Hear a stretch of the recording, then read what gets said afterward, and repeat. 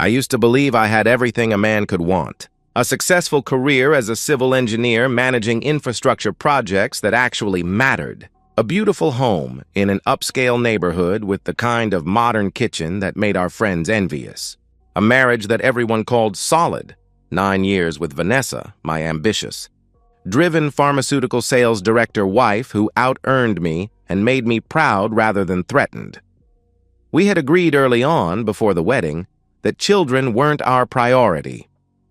We were career-focused, success-oriented. We'd revisit the kid question later when things settled down, but later kept getting pushed back, and honestly, neither of us seemed bothered. We had freedom, disposable income, the ability to work late without guilt or explanation. Our routine was comfortable, predictable. We'd leave early for our respective jobs, sometimes not seeing each other until 8 or 9 p.m. Weekends were for dinners at upscale restaurants, vacations at exclusive resorts. Even our love life maintained a reliable, if not passionate, rhythm, comfortable, familiar. We functioned like a well-oiled corporate partnership. Vanessa had always been ambitious. It's what initially attracted me, her refusal to settle, her determination to be the top performer at her company. So when she traveled for conferences, stayed late for client dinners, worked weekends during quarterly pushes, I never questioned it.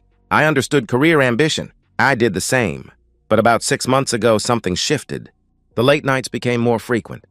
The weekend conference calls multiplied. The overnight business trips increased from monthly to weekly. I supported it all. I was a good husband, a modern man who didn't resent his wife's success. Then came that Tuesday.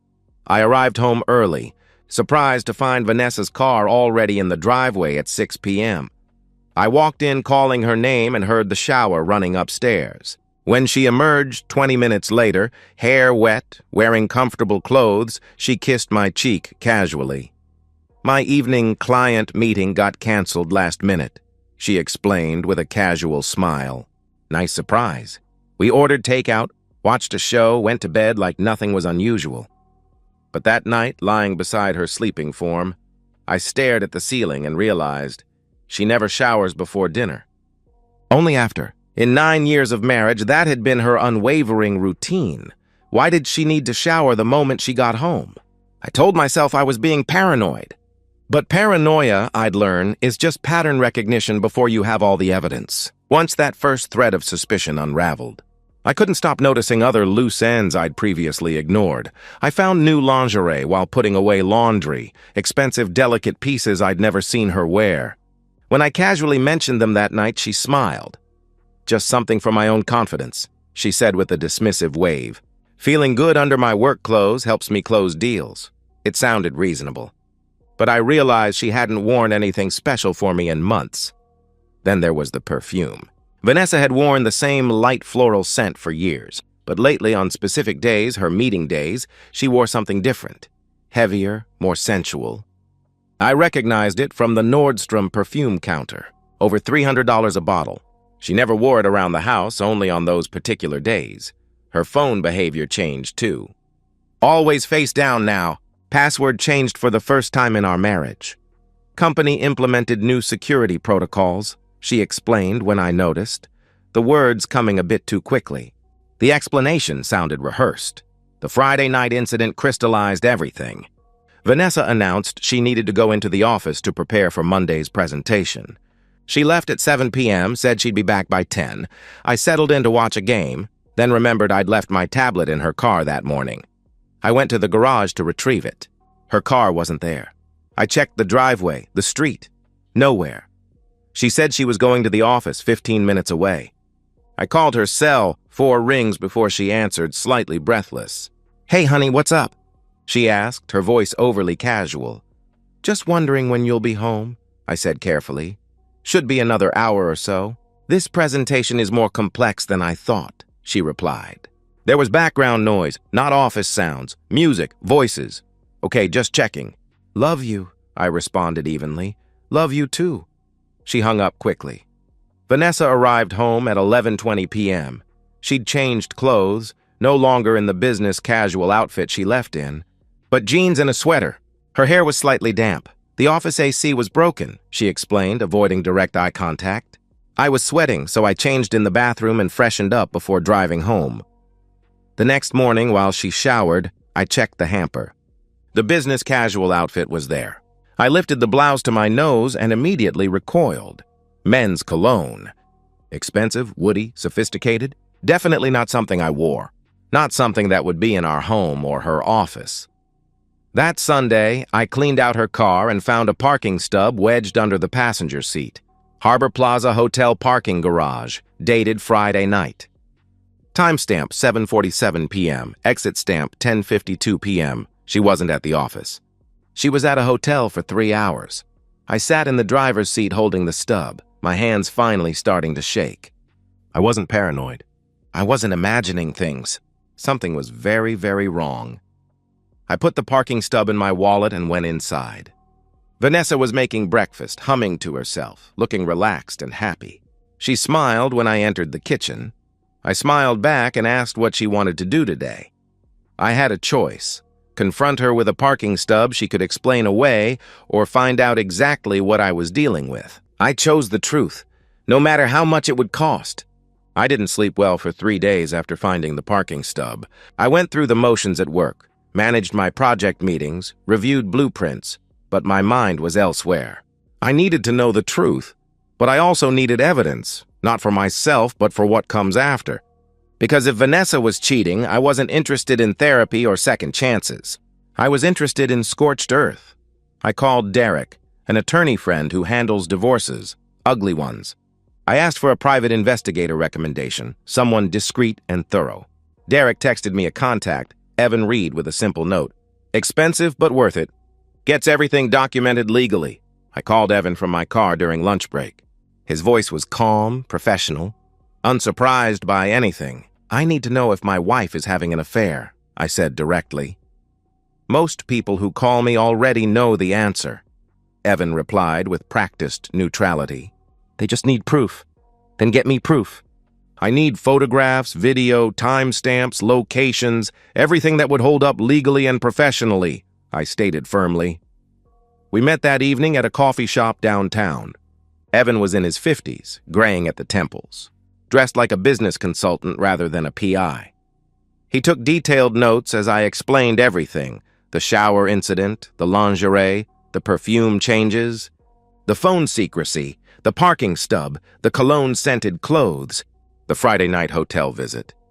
Evan asked for Vanessa's schedule, her typical routes, her business meeting patterns. I provided her work calendar. We shared a family digital calendar.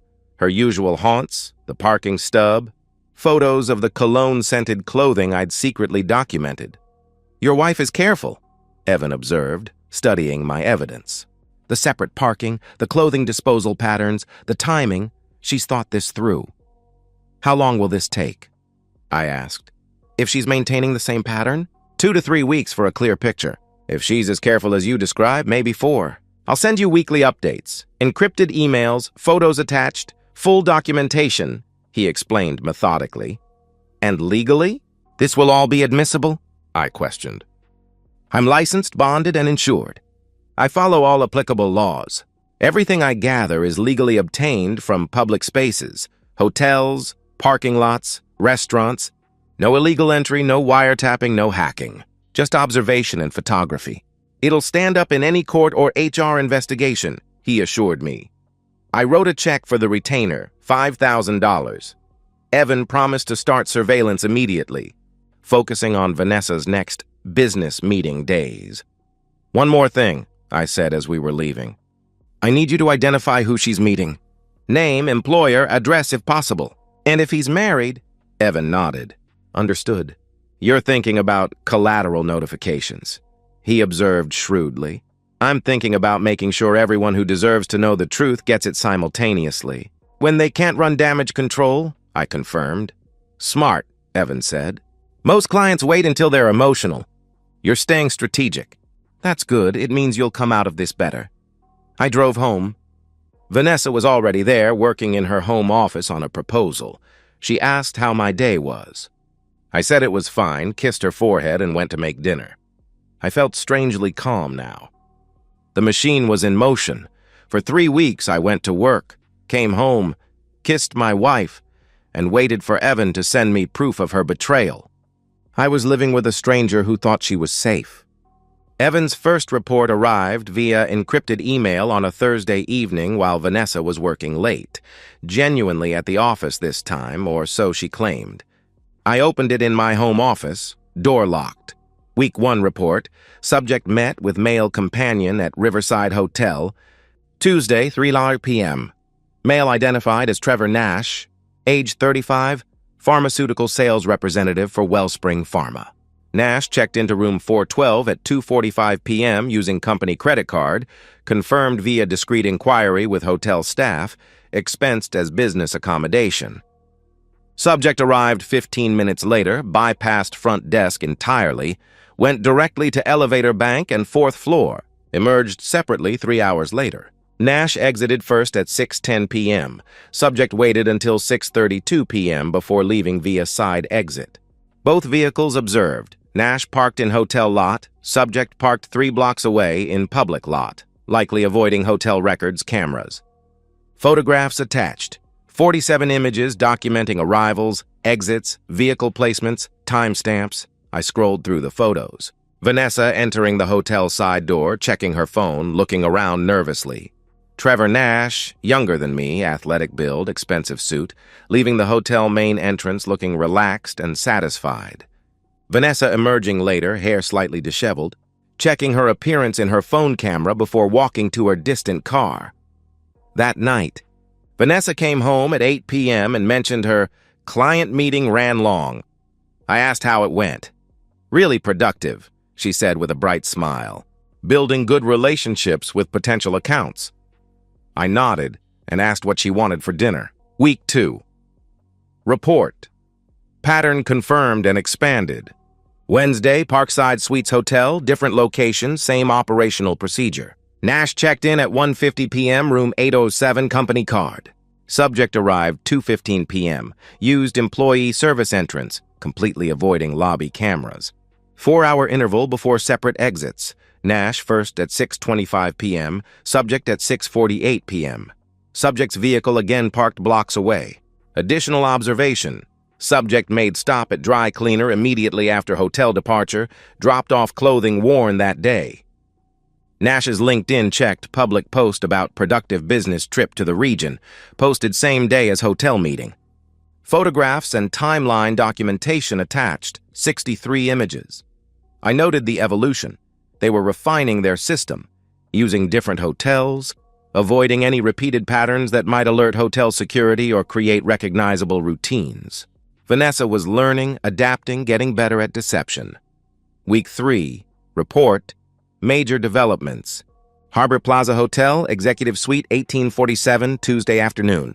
Nash checked in 2 p.m. Subject arrived 2:30 p.m. I secured room 1824 directly across courtyard with clear sightline to target room, paid premium rate for strategic positioning. Curtains left partially open, possibly arrogance, possibly carelessness. Obtained photographs through window using telephoto lens showing intimate contact, embracing, kissing, undressing. Video footage captured extended intimate activity over 3-hour period. Faces clearly visible, actions unambiguous. Subject exited via service elevator at 5:47 p.m., clearly attempting to avoid main lobby traffic. All evidence documented with timestamps, GPS coordinates, metadata intact. Note: this is legally obtained from public positioning, my hotel room, photographing visible activity in inadequately curtained windows. Admissible. The photos were explicit without being pornographic. Vanessa and Trevor embracing by the window, kissing. Trevor's hands on her body, clothing being removed. Video stills showing them on the bed, bodies intertwined, her face clearly visible in an expression of pleasure I hadn't seen in years. I sat in my office staring at the images for 20 minutes. I didn't cry, didn't rage, just felt cold, hollow, and absolutely certain about what comes next. Evan's accompanying analysis was comprehensive. Parking records from public lots near all hotels. Dry cleaning receipts showing Vanessa's increased frequency, from bi-weekly to weekly. Trevor's LinkedIn posts correlating perfectly with business trip dates that match hotel visits.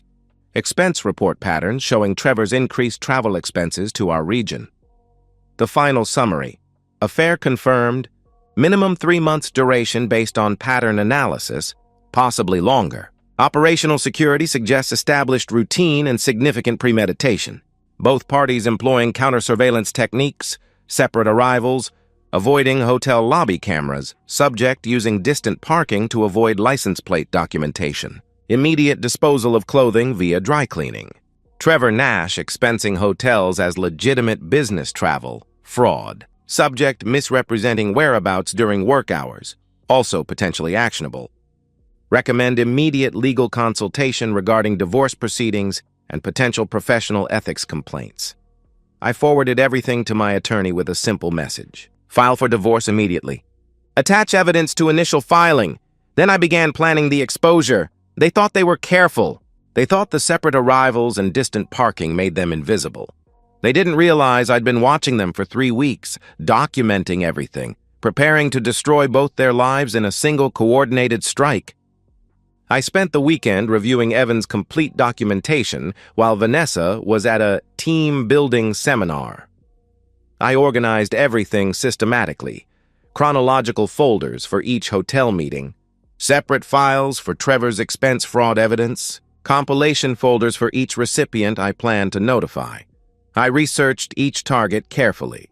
Vanessa's parents, Richard and Carol, traditional values. Daughter was their pride and joy, early retirement in a nearby suburb. Her sister Michelle, younger, married with 2 kids, always slightly competitive with Vanessa. Vanessa's boss, David Stevens, CEO of MedTech Solutions, known for zero-tolerance policies on ethics violations. Trevor Nash required deeper research. I found him on LinkedIn, married to Amanda Nash, 2 children, ages 5 and 7, lives in upscale suburban neighborhood, posts regularly about family-first values while traveling for work. The irony was nauseating. I located Amanda's contact information through public records and social media, remarkably easy in the digital age. I found Trevor's employer information, identified the HR department head and corporate compliance officer at Wellspring Pharma. I drafted 5 separate emails, each carefully calibrated for maximum impact. To Vanessa's parents: professional, respectful, devastating. Apologizing for being the bearer of terrible news, explaining the 3-month affair with colleague Trevor Nash, attaching photographic evidence, selected carefully, nothing gratuitous, but undeniably incriminating. Hotel entrances, kissing through windows, intimate embraces, recognizable clothing. Emphasis on thought you should know before divorce proceedings become public. To Vanessa's sister: similar approach, slightly less formal, more focus on betrayal of family values and the systematic deception involved. To Vanessa's CEO: businesslike and devastating. Framing the issue as professional ethics violation, conducting affair during claimed work hours, misrepresenting work activities, using client meetings as pretexts for personal liaisons. Attached evidence showing pattern of deception. Emphasis on Trevor's expense fraud as context for the corporate impropriety angle. To Trevor's wife, Amanda: the most carefully worded, acknowledging they're strangers united by betrayal, presenting evidence chronologically, offering complete documentation for her own legal proceedings. Tone is sympathetic but direct. You deserve to know. I'm filing for divorce and wanted you to have the same information for your own decisions. To Trevor's employer: pure business, documenting expense fraud. Employee Trevor Nash booking hotel rooms on company expense accounts under pretense of business travel, actually using rooms for extramarital affair. 3 months documented, over $8,000 in fraudulent expenses. Evidence attached from licensed investigator. No emotional language, just facts and dollar amounts. I set each email to send automatically at 6 p.m. on Monday, exactly when Vanessa typically texts that her meeting is running long. I coordinated with my attorney to have divorce papers filed Tuesday morning, ready to be served by end of business that day. I arranged for locks to be changed on the house Tuesday morning while I was at work. A locksmith who could do it in 2 hours. No questions asked. I transferred funds from our joint account to my individual account, exactly half. No more, my attorney advised scrupulous fairness to avoid any accusations of financial misconduct.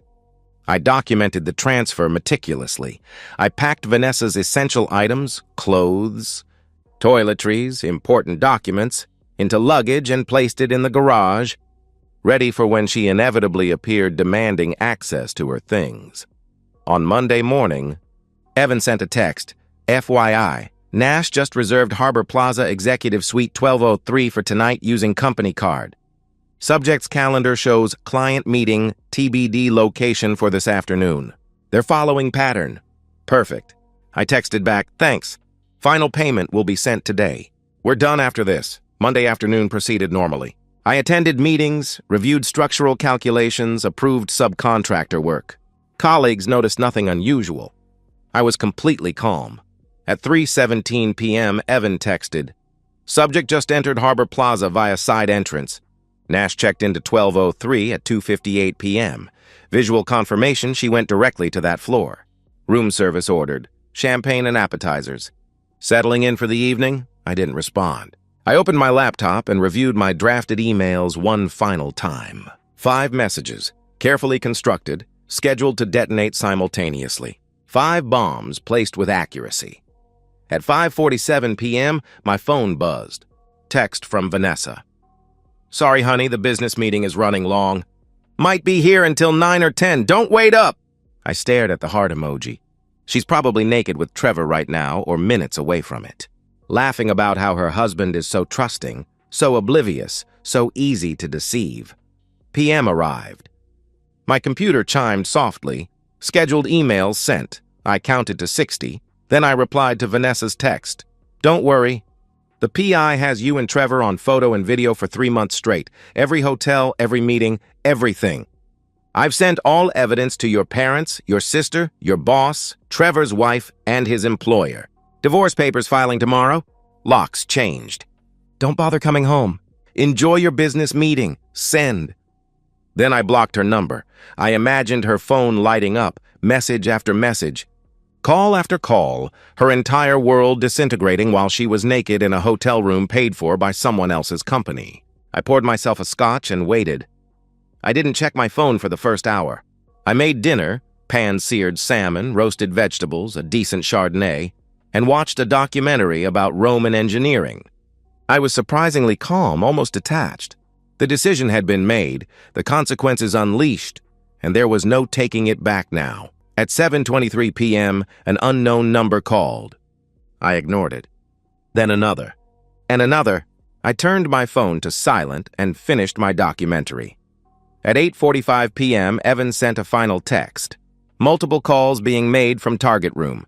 Observed subject attempt to leave hotel at 6:47 p.m. but returned to room 3 minutes later. Nash's vehicle still in lot as of 8:30 p.m.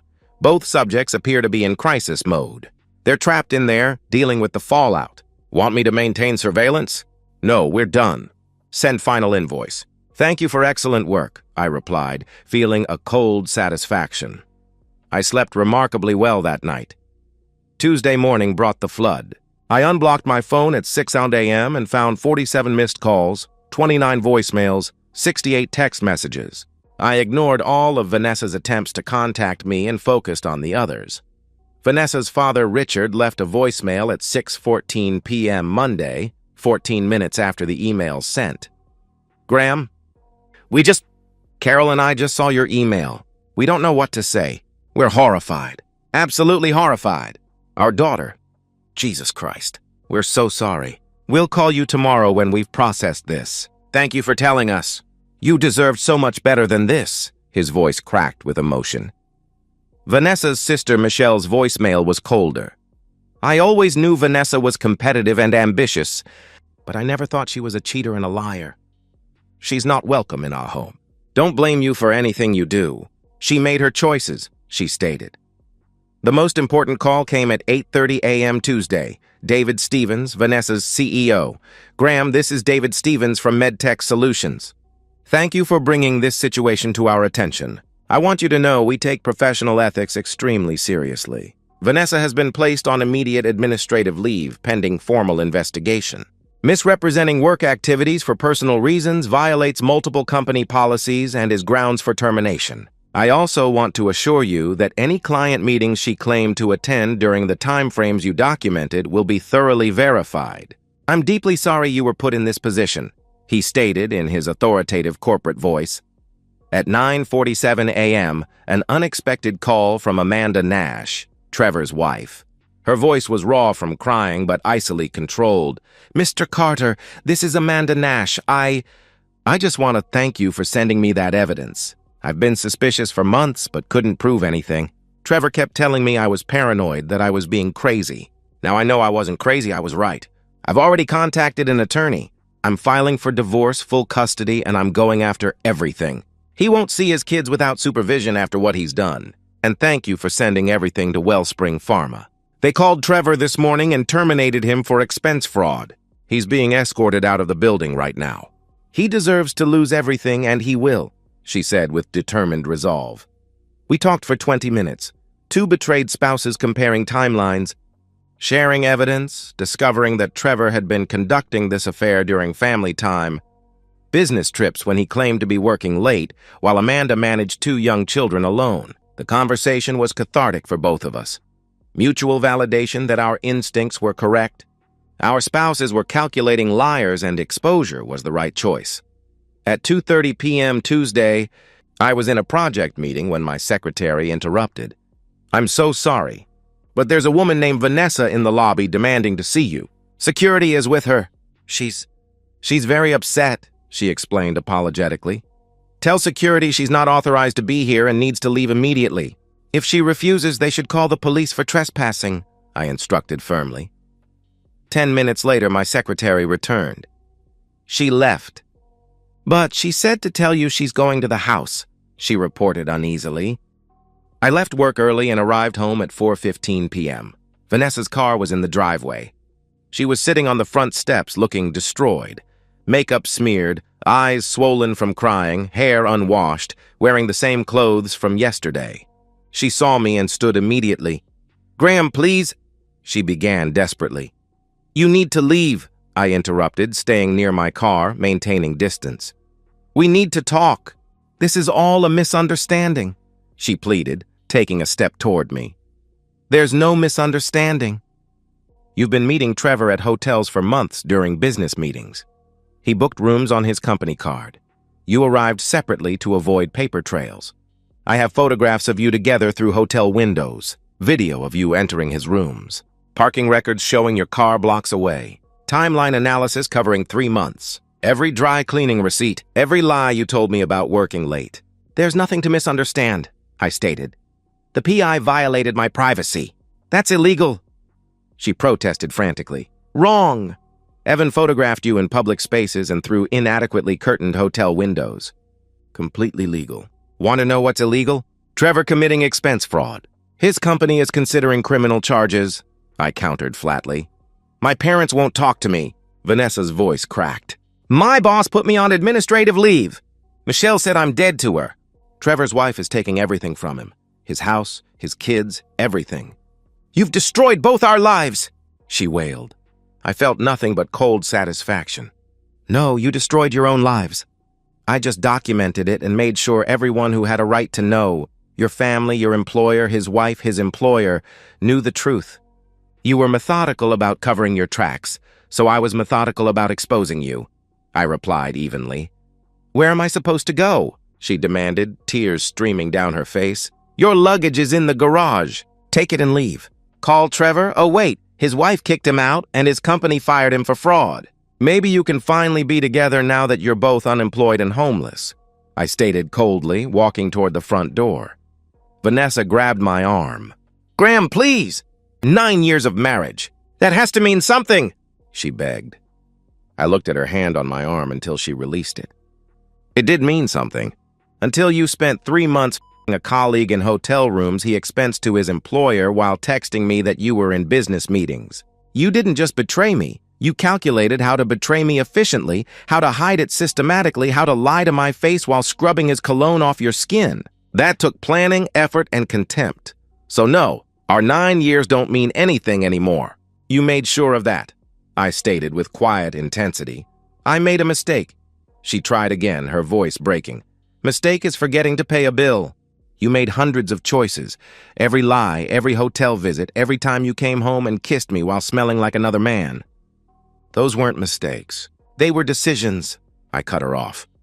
I entered my house and closed the door. She pounded on it for 15 minutes before finally leaving. Through the window, I watched her collect her luggage from the garage, load it into her car, and drive away. My phone rang. It was my attorney. "Divorce papers filed this morning. She'll be formally served by end of business today. Given the evidence, I don't expect her attorney will recommend fighting it," he reported efficiently. "Good," I said. "Let me know what else you need." I hung up and realized I was hungry. I ordered Thai food and opened a good bottle of wine. For the first time in 6 months, I ate dinner without wondering where my wife really was. 2 months after the exposure, the divorce was finalized. Vanessa's attorney advised her not to contest anything. The evidence was overwhelming. Fighting would only increase her legal costs and prolong her public humiliation. MedTech Solutions formally terminated Vanessa for misrepresenting work activities and conducting personal business during work hours, violating professional ethics standards. The termination went on her employment record. In pharmaceutical sales, a surprisingly insular industry, word spread quickly. No reputable company wanted to hire the sales director who got caught using client meetings as a fair cover stories. Trevor's situation was equally demolished. Wellspring Pharma terminated him for expense fraud. $8,400 in hotel rooms expensed as business travel, actually used for personal liaisons. They didn't press criminal charges, but the termination for fraud destroyed his sales career. Amanda's divorce settlement was brutal. Full custody, child support, alimony, the house. Trevor moved to a studio apartment and took a warehouse logistics job, the only employer willing to overlook the fraud on his record. Vanessa moved 2 hours away to a smaller city, taking a junior sales position at a regional medical supply company that didn't know her history. She was 38, starting over at entry level. Her 6-figure income gone, her career trajectory destroyed, her family estranged. Her parents maintained minimal contact. Her sister wouldn't speak to her at all. Her social circle evaporated when the scandal became known. My recovery was different. The initial shock faded into acceptance, then into something like relief. I sold the house, too many poisoned memories, and bought a modern downtown loft with floor-to-ceiling windows and clean lines. I threw myself into work and got promoted to senior project manager within 4 months. At a work function celebrating a completed project, I met Dr. Sarah, a structural engineer consulting on one of my infrastructure developments. She was brilliant, direct, funny, and refreshingly honest about everything. We started dating slowly, carefully. I was upfront about my recent divorce, though I didn't provide details until we'd been together 3 months. She cheated, I said simply over dinner. For months. I hired a PI, documented everything, and ended it decisively. "Good," Sarah said firmly, her eyes meeting mine. "Life's too short for liars." That response, her immediate dismissal of deceit, her clear values about honesty, told me everything I needed to know. I'd found someone who values the same things I do: integrity, loyalty, genuine effort rather than perfection. 1 year after the exposure, Sarah and I became serious, meeting each other's families, discussing moving in together, building something real. When Vanessa sent a long, apologetic email asking if we could at least talk, Sarah read it and offered her advice: delete it. She made her choices. "You don't owe her closure," she said with quiet certainty. I deleted it without responding. I learned that decisive action, while painful, prevents prolonged suffering. That exposure, showing people exactly who someone is through their own documented actions, is more powerful than any confrontation or argument. That when someone is methodical about covering their tracks, they know exactly what they're doing. There's no confusion, no mistake, just calculated deception. Most importantly, I learned that the best revenge isn't elaborate or prolonged. It's simply telling the truth to everyone who matters: family, employers, the betrayed spouse of the affair partner, all at once. at the exact moment when they think they're safe and untouchable. Vanessa destroyed her own life. I just made sure the documentation was thorough and the audience was complete. And that's the end of today's story. If you enjoyed it, please give this video a thumbs up and drop a comment below. Your support helps the algorithm push my content further. If you're new to the channel, don't forget to hit that subscribe button. It really helps me keep creating more stories for you. Thanks for watching, and I'll see you in the next one.